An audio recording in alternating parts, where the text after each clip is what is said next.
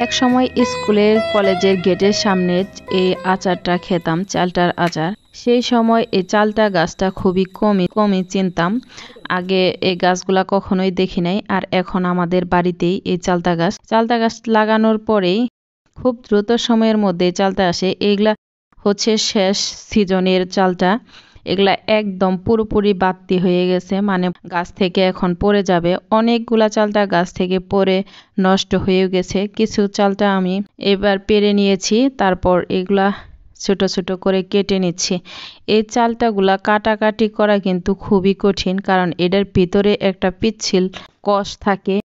এর জন্য একটু কাটাকাটি করা কঠিন হয়ে যায়। একদিক থেকে শক্ত, আবার কাটতেও হাতের মধ্যে পিচ্ছিল হয়ে যায়। এই যে চালটা কাটাকাটি করা শেষ হয়ে গেছে, ছোট ছোট করে আমি এই লম্বালম্বি করেই কেটে নিয়েছি। এখানে যে অল্প কিছু নিয়েছি, অনেকেই দেখেছি এই কাঁচা চালটার ভর্তা খায়, তাই আমি আজকে প্রথমবারের মতো চালটা ভর্তাটাও খেয়ে টেস্ট করব।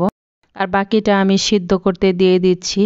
রাইস কুকারের মধ্যে দিয়ে দিলাম একটু হলুদ, আর দিয়ে দিচ্ছি চালতাটা কিন্তু এখন শক্ত থাকলেও সিদ্ধ হওয়ার পরে একদমই নরম হয়ে যায়। আমি একদম নরম করে আচারটা তৈরি করব। অনেকে আবার শক্ত ভাবেও তৈরি করে, আমার কাছে একটু নরম নরমটা খেতেই বেশি ভালো লাগে। এক রাইস কুকার ভর্তি হয়ে গেছে প্রায়। এবার আমি সিদ্ধ করার জন্য দিয়ে দিচ্ছি। ঢাকনা দিয়ে ঢেকে রেখে দেব, খুব তাড়াতাড়ি সিদ্ধ হয়ে যাবে। লাইনটাও দিয়ে দিলাম আমি। এই যে আমার চালটাগুলো সিদ্ধ হয়ে গেছে, সিদ্ধ হয়ে কালারটাও চেঞ্জ হয়ে গেছে। অনেকক্ষণ পরে চুলাটাও বন্ধ করে দিয়েছিলাম, আর আমি নামিয়ে নিয়েছি। দেখেন কতটা নরম ভাবে সিদ্ধ হয়ে গেছে। এই চালটার আচার কিন্তু অন্যান্য আচারের তুলনায় খেতে অনেক ভালো লাগে।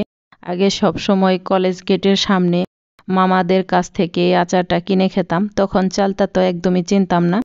এখন আমাদের গাছেরই চালতা, হাত দিয়েও এভাবে ঝুরি করে নেওয়া যায়। আবার অনেক সময় দেখা যায় অনেকে শিল পাটায়ও ছেঁচে নেয়। যে আমি সবগুলাই করে নিয়েছি, হাত দিয়ে একটু চাপ দিলেই ভেঙে যাচ্ছে, এরকম ভাবে হয়ে গেছে। এবার আমি বানানোর জন্য চুলার মধ্যে সরিষার তেল দিয়ে দিচ্ছি।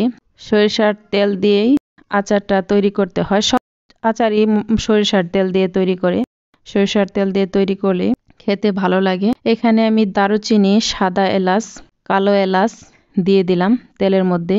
সরিষার তেলের মধ্যে দিয়ে দিলে এরকম ভাবে উপরে হলুদ ফেনা উঠে যায়। আর দিয়ে দিচ্ছি রসুন কুচিটাও দিয়ে রসুনের কড়াটা হালকা থেতু করে নিয়েছি, দিয়ে একটু নাড়াচাড়া করে দিচ্ছি।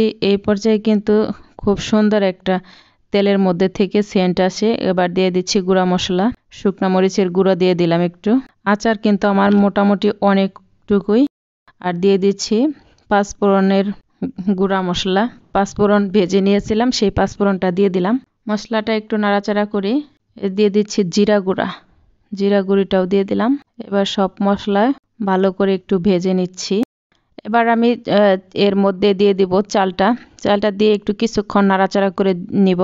আমি এই চালটাটা 2 দিন জাল করে নিয়েছি, রোদে দেই নাই। রোদেও দিয়েছিলাম, একদিন একটু রোদে দিয়েছিলাম, আর চুলার মধ্যেই 2-3 বার জাল করে নিয়েছি। তারপরে নর্মাল ফ্রিজে রেখে দেই। আমি এটার মধ্যে কোনো ধরনের ভিনেগার ইউজ করি নাই। এখন ভালো করে নাড়াচাড়া করে দিচ্ছি। এই আচারটার মধ্যে থেকে কিন্তু সুন্দর একটা ফ্লেভার আসছে। একটু নাড়াচাড়া করে দিলেই মশলাটা সবগুলা মিশে যায়। এবার দিয়ে দিচ্ছি চিনিটা টেস্ট মতোই দিতে হয়। চিনিটা দিয়ে দিলাম। একটু আচার তৈরি করতে ভালোই চিনি লাগছে। চিনি দিয়ে নাড়াচাড়া করতে হবে। বেশ কিছুক্ষণ জাল করলে চিনিটাও গলে যায়। আর আচার একটু বেশি জাল করলে রোদে শুকা দিতে হয় না, আর যদি কম পরিমাণে জাল করা হয় তাহলে রোদে দিতে হয়। এই যে তৈরি হয়ে গেছে, এটা পরের দিন আমি একটু স্টিলের বাটির মধ্যে রেখে দিয়েছি আচারটা। আজকেও আবার একটু জাল করব, অনেক দিন নরমাল ফ্রিজে রেখে খাবো।